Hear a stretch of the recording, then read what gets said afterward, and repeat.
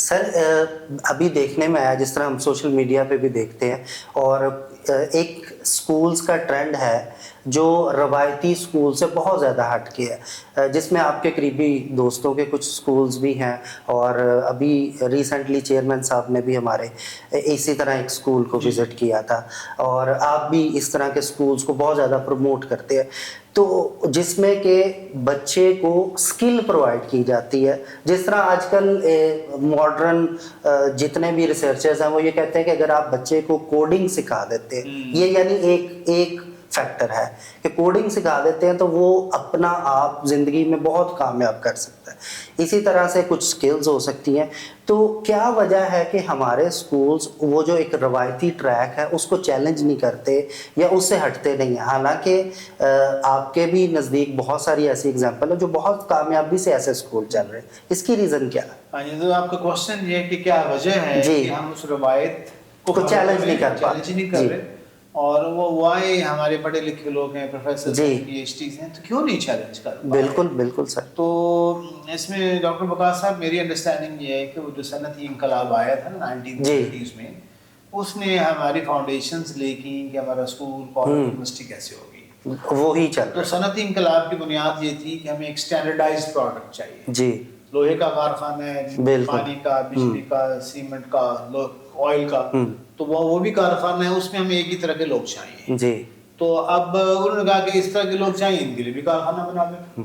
تو school college university بھی کارخانہ بن گیا. تو ایک اسٹینڈرڈائزڈ پروڈکٹ ہے. اس اسٹینڈرڈائزڈ پروڈکٹ کو جب بننی شروع ہو گئی تو اس کو انہوں نے کہا کہ یار اس کو جس کام کے لیے بنایا سر وہی بڑھا دینا ہے یار، اس کو بہت زیادہ تھنک کرانے کی کیا ضرورت ہے، ایک ہی کام لینا ہے نا ہم نے. بالکل. تو وہ پھر جب ہمارے ڈیولپنگ کنٹریز نے اس کو اسی طرح کاپی کر کے انہوں نے اس کی وہ جو تھوڑی بہت روح تھی نا وہ بھی غائب ہو گئی. ایک مشین سیٹ کر لی، اس میں سے سیم پروڈکٹ نکلے. تو کیمسٹری فزکس جو بھی سبجیکٹ پڑھائے وہ میمورائز کرائے چلو گے. تو ایک تو یہ میجر پرابلم ہے کہ ہم نے اپنی انڈیویجول تھنکنگ کریٹیوٹی کے اوپر کام نہیں کیا، اور یہ علامہ اقبال کا دکھ تھا. جی بالکل. وہ کہتے ہیں جب پی ایچ ڈی کر کے آئے تو انہوں نے کہا کہ جو ملت اور قوم ہے جہان تازہ کی افکار تازہ سے ہے نمود، فریش دنیا بنانا چاہتے ہو فریش تھاٹس لے کر آؤ. بالکل. کہ سنگ و خشت سے ہوتے نہیں جہاں پیدا، پتھروں اور اینٹوں سے جہان نہیں بنتے.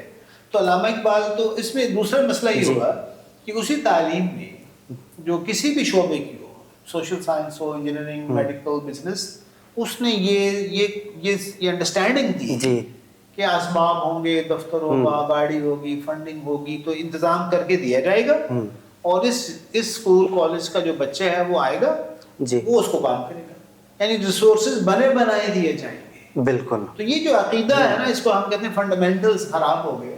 تو یہ 70-80 سال کا پرابلم ہے.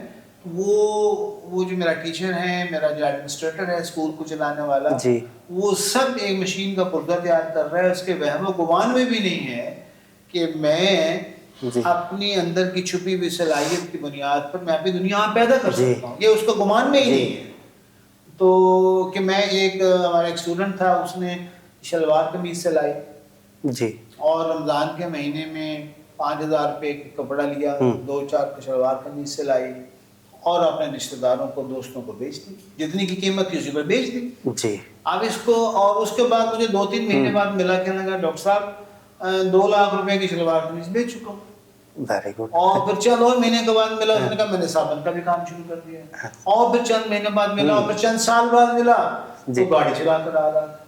تو اب یہ جو کانسیپٹ تھا، یہ اسکول کالج یونیورسٹی ناکام ہو گئی بتانے میں. تو یہ 2 پرابلم سامنے آتے ہیں.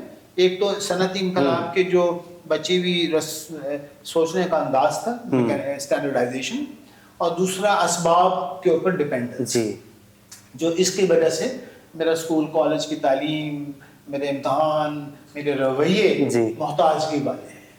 تو غلامی، اس کو غلامی کہتے ہیں. غلامی جو ہے نا، وہ اس لیے علامہ اقبال بار بار اس درد کو روتے ہیں کہ ان نوجوانوں کو اس سوچ سے باہر نکالو.